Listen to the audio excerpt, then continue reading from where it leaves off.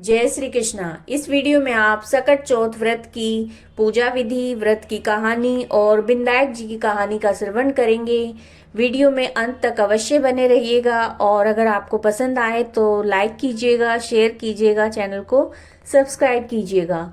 माघ मास में जो कृष्ण पक्ष की चतुर्थी आती है, इसे गणेश चौथ, सकट चौथ या फिर तिलकुटी चौथ व्रत के नाम से इसे जाना जाता है।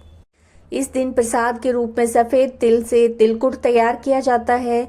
तो इसकी जो पूजा है उसके लिए आप एक पट्टा लें और पट्टे पर एक लाल या फिर पीले रंग का एक वस्त्र बिछाएं और उस पर एक लोटा भर के रखें जल का, चावल, रोली, एक कटोरी में तिलकुट और जो तिलकुट है उसमें आप थोड़े कुछ रुपए रखें और स्वास्तिक बनाएं और लोटे पे कलावा बांधें, तिलक लगाएं और सुपारी के रूप में आप गणेश जी रख सकते हैं, उन पे तिलक लगाएं या गणेश जी की आप मूर्ति रख सकते हैं। तिलकुट पर रुपए रखकर उस पर हाथ फेर कर अपनी सास या जेठानी, घर में जो भी बुजुर्ग आपके घर में हैं, उनके पैर छूकर उनको दें और उनका आशीर्वाद लें। और जो हाथ में आपने तिल लिए थे उनको उठाकर उनमें से थोड़ा सा बचा कर रखें, जो कि आप शाम को जब चंद्रमा को अर्घ्य देंगे तो उस समय उनको आप इस्तेमाल करें अर्घ्य देने के लिए। चंद्रमा को अर्घ्य देने के बाद आप व्रत का पारण कर सकते हैं। तो आइए सकट चौथ की कहानी। एक साहूकार और एक साहूकारनी थे। वह धर्म पुण्य को नहीं मानते थे, इस कारण उनके यहाँ कोई बच्चा नहीं था। एक दिन पड़ोसन सकट चौथ की कहानी सुन रही थी। तब साहूकारनी उसके पास जाकर बोली कि तुम ये क्या कर रही हो। तब वो बोली कि आज चौथ का व्रत है, इसलिए कहानी सुन रही हूँ। तो साहूकारनी बोली कि चौथ का व्रत करने से क्या होता है। तब बोली कि अन्न धन सुहाग हो, बेटा हो। तब साहूकार की बहू बोली कि यदि मेरा भी गर्भ रह जाए तो 1.25 तिलकुट करूंगी और चौथ का व्रत करूंगी। उसके भी गर्भ रह गया और वो बोली कि मेरा अगर लड़का हो जाए तो मैं 2.5 का तिलकुट करूंगी। उसका लड़का भी हो गया। वो बोली कि हे चौथ माता, मेरे बेटे का विवाह हो जाएगा तो मैं 5.25 का तिलकुट करूंगी। जब बेटे का विवाह तय हो गया तो वो विवाह करने के लिए चले गए। तब विनायक जी ने सोचा कि जब से इसका गर्भ रहा है तब से रोज तिलकुट बोलती है और अब तो बेटे का विवाह भी हो रहा है, तब भी तिल का एक दाना नहीं दिया। अगर हम इसको प्रपंच नहीं दिखाएं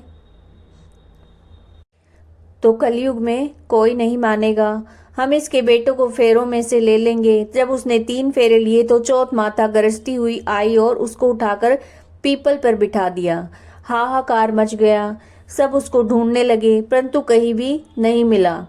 लड़कियां गनगौर पूजने गांव से बाहर दूब लेने जाती थी। तब वो कहता, आ मेरी अदब्याही। ये बात सुनकर वो लड़की सूख कर कांटा हो गई। तब लड़की की माँ बोली कि मैं तुझे अच्छा खिलाती हूँ, अच्छा पहनाती हूँ, फिर भी तू सूखती जा रही है। तो वो बोली कि जब मैं दूब लेने जाती हूँ तो पीपल में से एक आदमी बोलता है कि आ मेरी अदब्याही, और उसने मेहंदी लगा रखी है, सेहरा बांध रखा है। उसकी माँ उठी और देखा वो तो उसका जमाई है। तब वह अपने जमाई से बोली कि यहाँ क्यों बैठा है, मेरी बेटी तो अदब्याही कर दी, अब क्या लेगा। तब वो बोला कि मेरी माँ ने चौथ माता का तिलकुट बोला था तो उन्होंने नहीं किया। चौथ माता नाराज हो गई और मेरे को यहाँ पर बिठा दिया। अब वो वहाँ गई और साहूकारनी से बोली कि तुमने सकट चौथ का कुछ बोला है क्या। तो साहूकारनी बोली कि तिलकुट बोला था। फिर साहूकारनी बोली कि अगर बेटा भी आ जाए तो 2.5 मन का तिलकुट करूंगी। गणेश चौथ राजी हो गई और उसके बेटे को फेरों में लाकर बिठा दिया। बेटे का विवाह हो गया। तब उन लोगों ने 2.5 मन का तिलकुट कर दिया और बोली कि हे चौथ माता, तेरे आशीर्वाद से मेरे बेटा और बहू घर आए हैं, जिससे मैं हमेशा तिलकुट का व्रत करूंगी। और सारे नगर में ढिंडोरा पिटवा दिया कि सब कोई तिलकुट और चौथ का व्रत करेंगे। हे चौथ माता, जैसा उसके बहू और बेटे को मिलवाया वैसा सबको मिलवाना। कहते सुनते परिवार का सबका भला करना।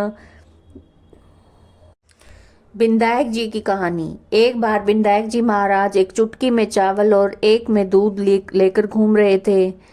कह रहे कोई मेरी खीर बना दो। बुढ़िया माई बोली ला मैं खीर बना दूं। वह कटोरा लेकर आई। विनायक जी बोले बुढ़िया माई कटोरा क्यों लाई हो, भगोना लाकर चढ़ा दो। बुढ़िया माई बोली इतने बड़े भगोने का क्या करेगा, कटोरा ही बहुत है। विनायक जी ने कहा तू चढ़ाकर तो देख। बुढ़िया माई ने भगोना चढ़ा दिया और चढ़ाते ही वो दूध से भर गया। विनायक जी ने कहा मैं बाहर जाकर आता हूँ, तू खीर बनाकर रखियो। खीर बनकर तैयार हो गई। विनायक जी महाराज नहीं आए तो बुढ़िया माई का मन ललचा गया। वो दरवाजा बंद करके खीर खाने लगी और बोली विनायक जी महाराज भोग लगाओ। खीर खाने लगी। इतने में विनायक जी आए और बोले बुढ़िया माई खीर बना ली। बुढ़िया माई बोली हाँ, आकर जीम लो। विनायक जी बोले मैंने तो जीम लिया, जब तू जीमने लगी तभी मैंने भोग लगा लिया था। तब बुढ़िया माई बोली तुमने तो मेरा पर्दा हटा दिया, परंतु किसी और का पर्दा मत हटाना। तब विनायक जी महाराज ने खूब धन दौलत भर दिया। हे विनायक जी महाराज, हे गणेश महाराज, जैसा बुढ़िया माई को दिया वैसा कहते सुनते सभी परिवार को देना। जय श्री गणेश महाराज की जय हो, चौथ माता की।